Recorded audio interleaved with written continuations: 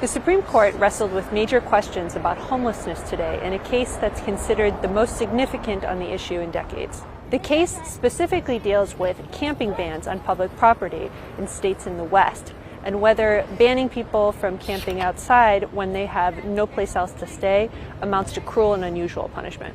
The case comes from the Oregon city of Grants Pass, which passed ordinances setting fines of nearly $300 for camping in its parks. The city says it needs ordinances like this in order to manage homeless encampments in town.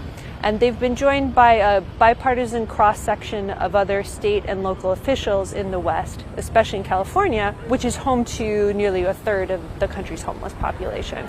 Courts in the West have found that banning people from camping in public spaces, if shelter space is lacking, amounts to cruel and unusual punishment. But cities say those findings have made it hard for them to deal with growing encampments with homelessness on the rise in the U.S.